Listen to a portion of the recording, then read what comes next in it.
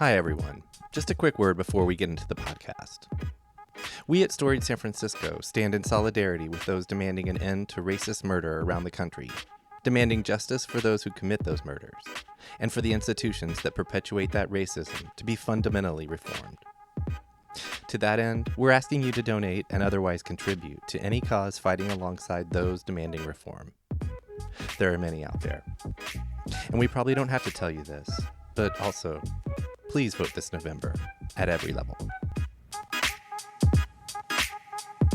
Working extra hours and, having the small business everyone's like, how do you, why do you work so many hours a day? And I'm like, it doesn't feel like that. I'm just used to being in that world. That was Nico Schwieterman, owner of Fleetwood in the Tenderloin. I'm Jeff. Welcome to Storied San Francisco, a weekly podcast where San Franciscans from all walks of life share their stories, and you get to know your neighbors. In this podcast, Nico takes us to small town USA, specifically Coldwater, Ohio, where she was born and raised. She shares stories of working in her dad's print shop when she was a kid. She talks about growing up in a small town and eventually getting out to go to college in Cincinnati.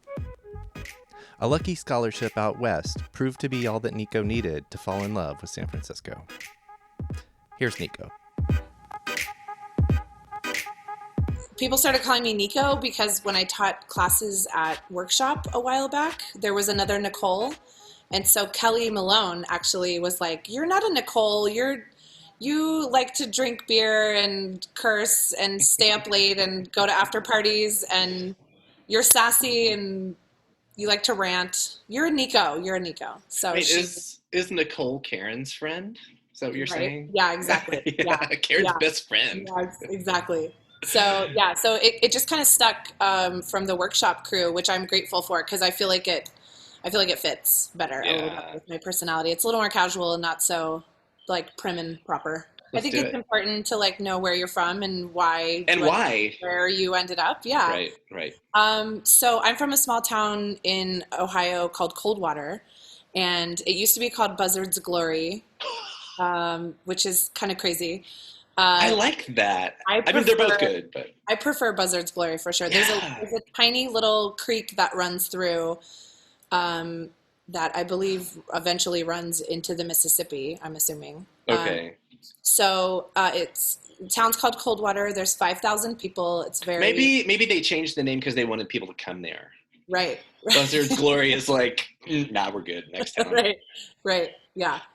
It's definitely a like community wise, it's fantastic, and everyone's got each other's backs, and everyone knows each other, and it's not even like if you need eggs, you can go to your neighbors. It's beyond that. It's, like, can you watch my kids? A meeting came up, or it's a very trusting, very, for the most part, kind place. Mm-hmm. I grew up having to drive an hour to go shopping if I wanted to do that. Wow. Or like legit shopping, Right.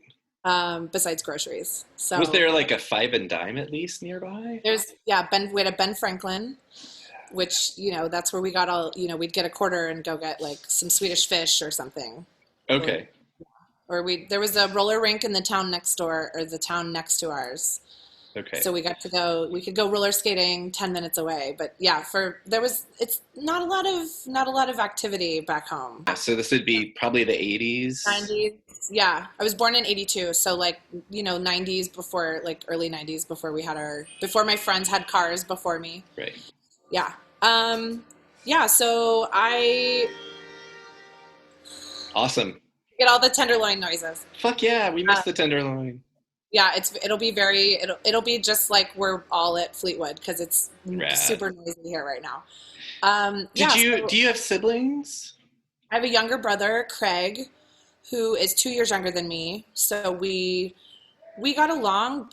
We basically were each other's only, like, if we wanted to go outside and play or something, besides our neighbors or whatever, so we had fun together and we were close, but we were 2 years apart, so we kind of annoyed each other too, right. like usual. Yeah, as you do. He's in Columbus, Ohio.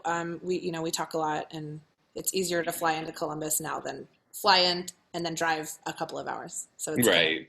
It's convenient. Yeah, so I grew up in this super small, tiny town, and my dad had a business growing up, so I worked at his shop. It was a sporting goods retail store, and a screen printing shop in the back. So that's how I learned how to screen print.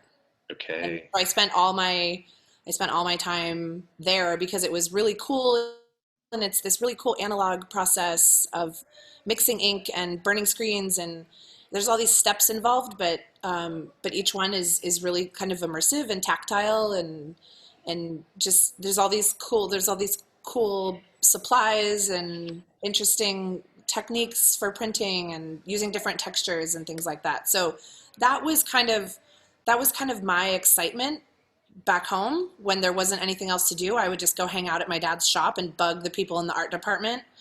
Would you Rob, make your own shirts? yeah, Just yeah, for shits and giggles? yeah. Yeah. Yeah, I mean, if we were driving him crazy, during the winter, he'd be like, "Hey, you guys want to design a shirt?" And we'd be like, "Yeah," like stick Yeah. figures and everything. Yeah. How fun. Did you do iron-ons? He Did had a you have whole any? Yeah. Yeah, he had a whole rack. People would come in just to buy these super cheesy but hilarious kind of, like old man jokes, like some I don't know, insert some old white man golf joke, Golf and farts. golf and farts. Yeah. Yeah. Yeah. And people would just like eat it up and come in and, pay $10 for an iron-on shirt. So I got familiar with basically all the equipment needed for screen printing, and it kind of just stuck with me. I got What other kinds of stuff were you into as a little kid? Well, there weren't a lot of options. So, we're back home. It's Mercer County. I think we have the highest, like alcohol consumption rate, or however that's measured. But then we also have the lowest unemployment rate in the state, and there's Hmm.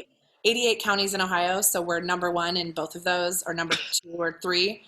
So it's people work hard and they play hard, and I kind of adapted that mentality. I think just naturally, kind of that's just how it is. You Right. work really hard. It's definitely blue collar. You work really hard, and then you play really hard, and Either it's one of that. those could have gone the other way, right? It Sure. could be I mean, all work and no yeah, fun, or it could have been all fun yeah, and death, I think, eventually.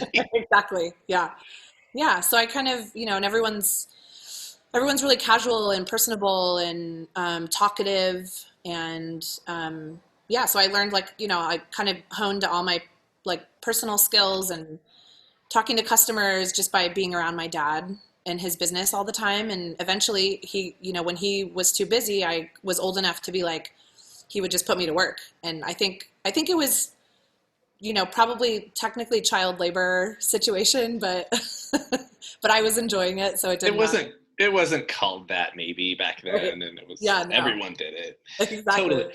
Also, Yeah. when it's like it's like I do hear a lot of stories, especially for the podcast of people doing what you're talking about, working with their parents. Mhm. Especially then, it's just like, well, yeah, I mean, that's like my dad making me Right. mow the lawn, or Yeah. yeah, Yeah.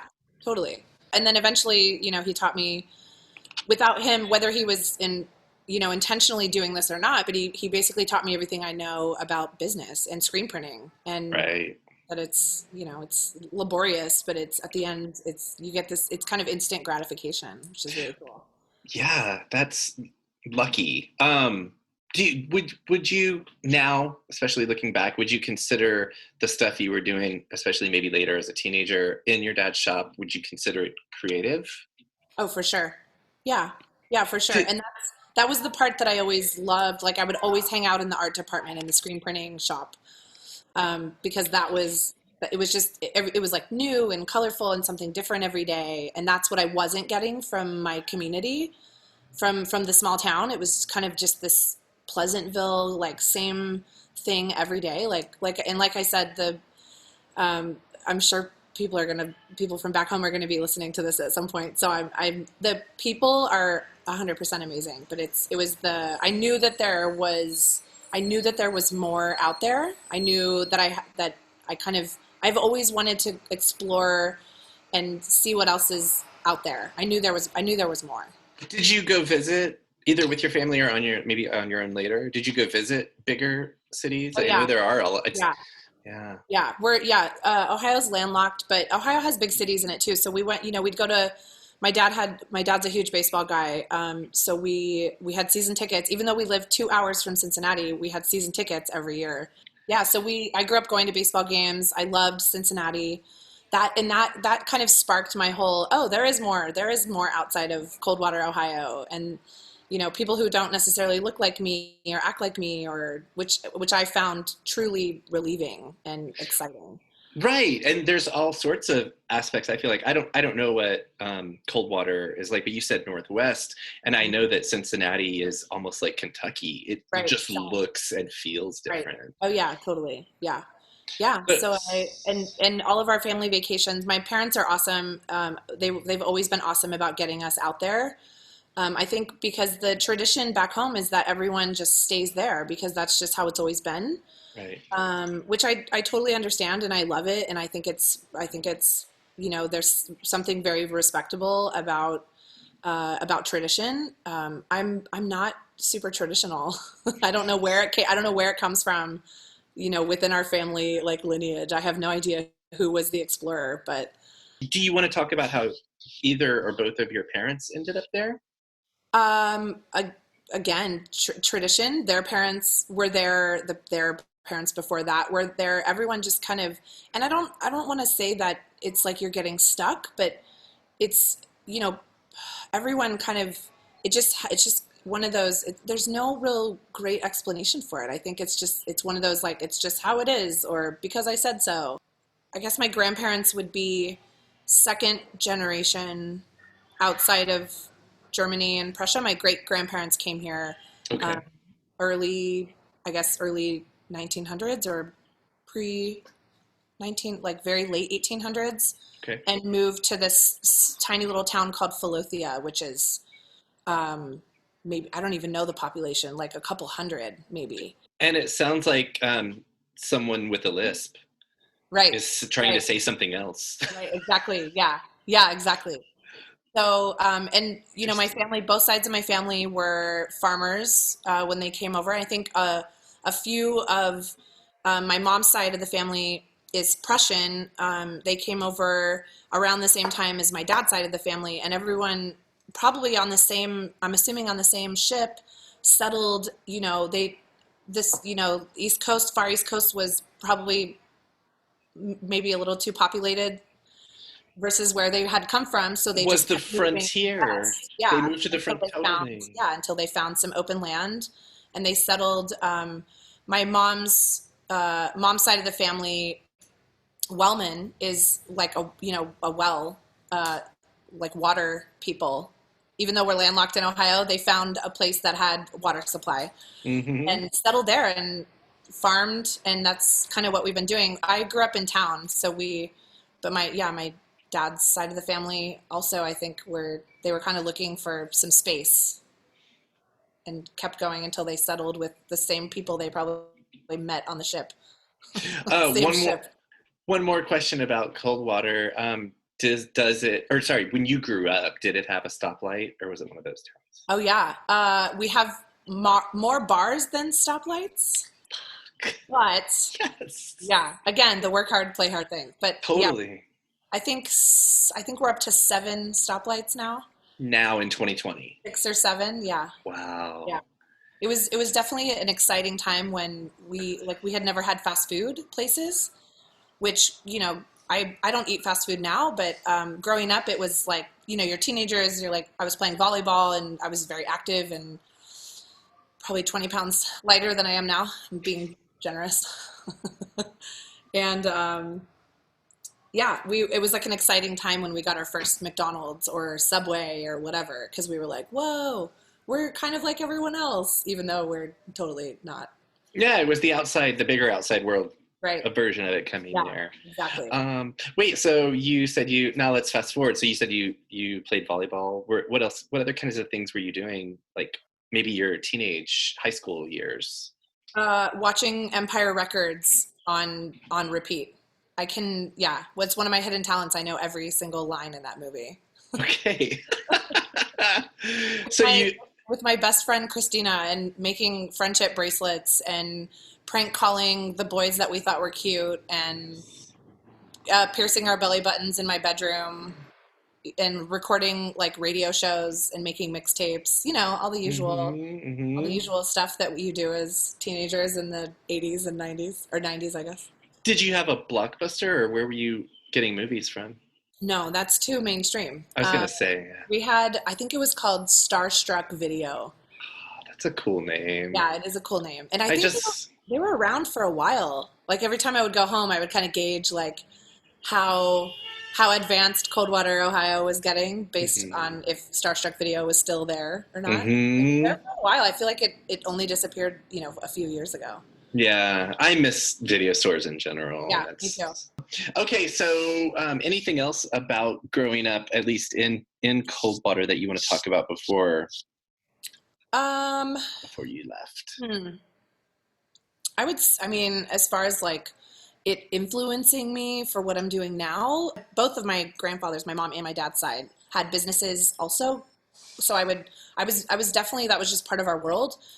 Dad's got to work. He's going to be late for dinner because he's got a business, and that's how it is. Like, so right. Work, like fast forwarding probably to something else we're going to talk about soon.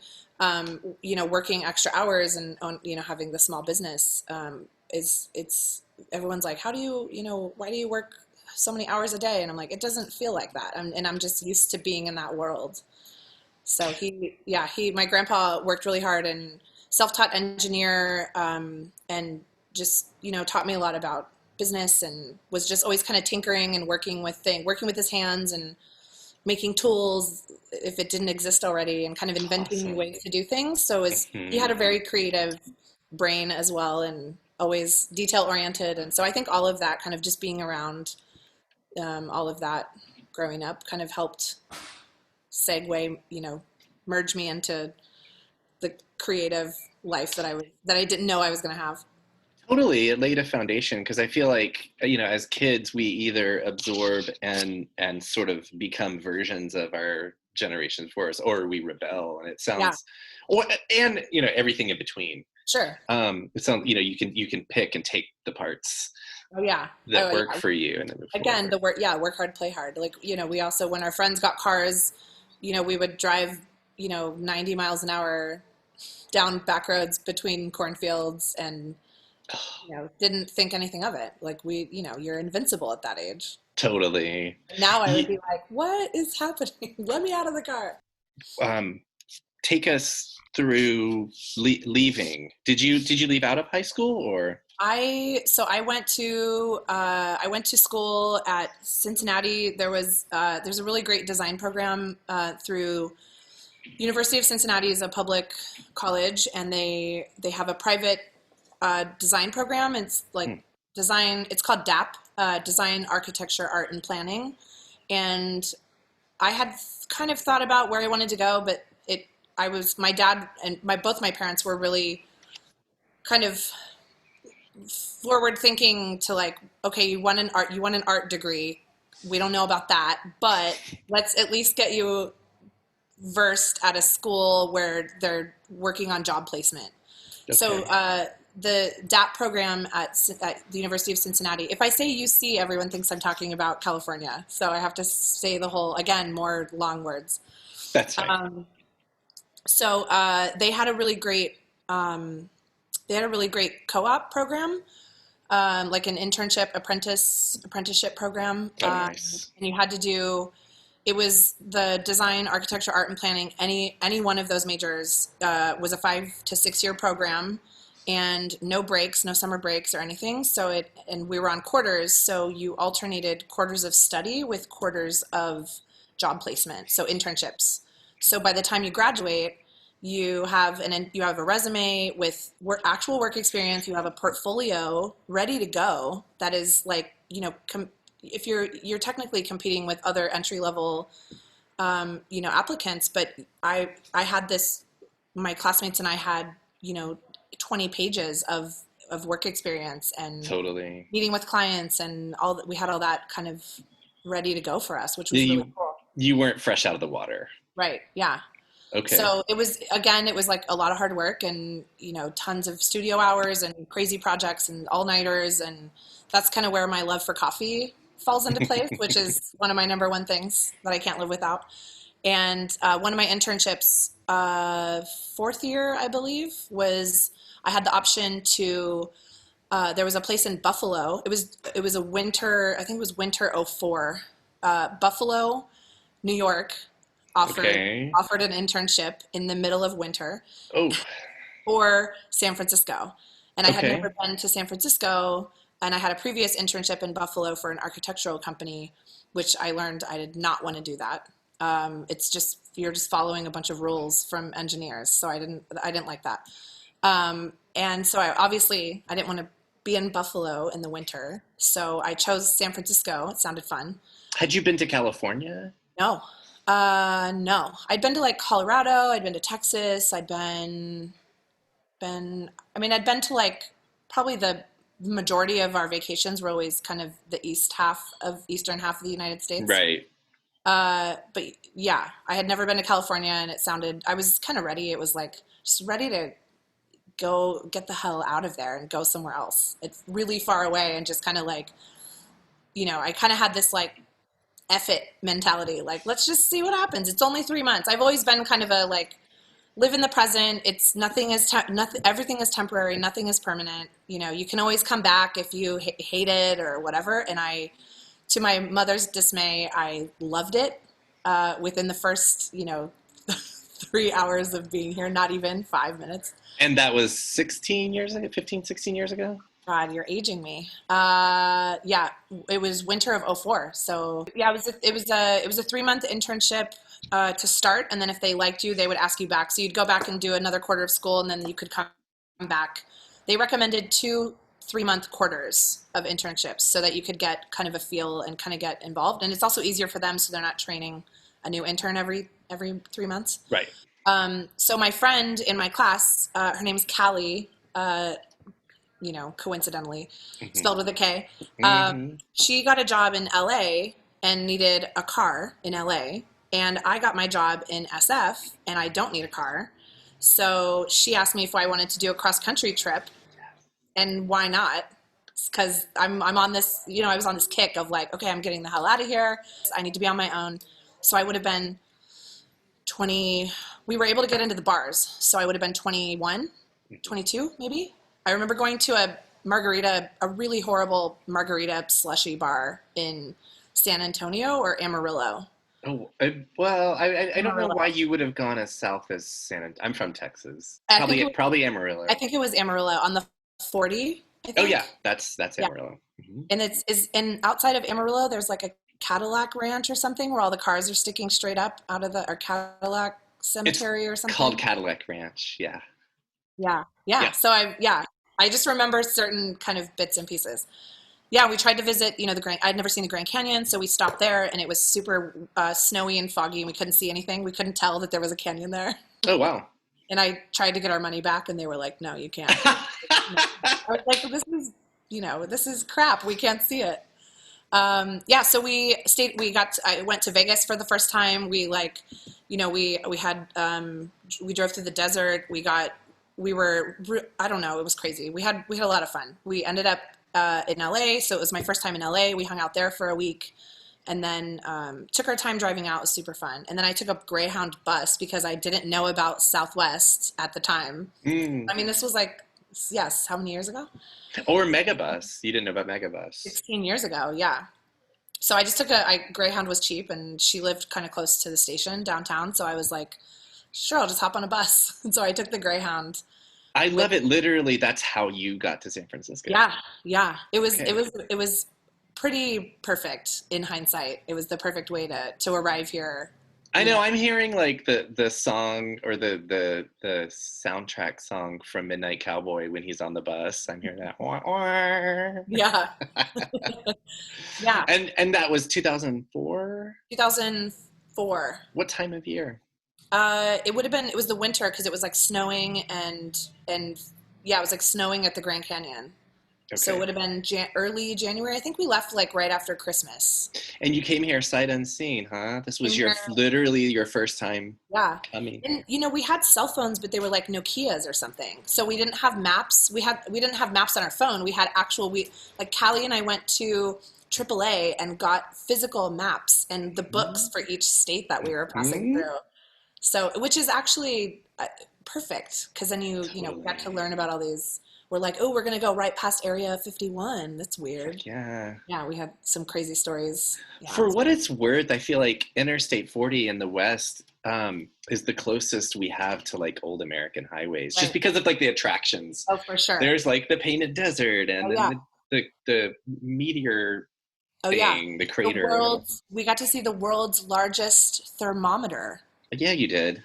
which, Should have. is one of my, it's one, when I die, that's going to be when I go to die, that's going to be my all-time most important thing I've ever seen. Did It's you? so random. It's so, So random. why is there a giant thermometer for what?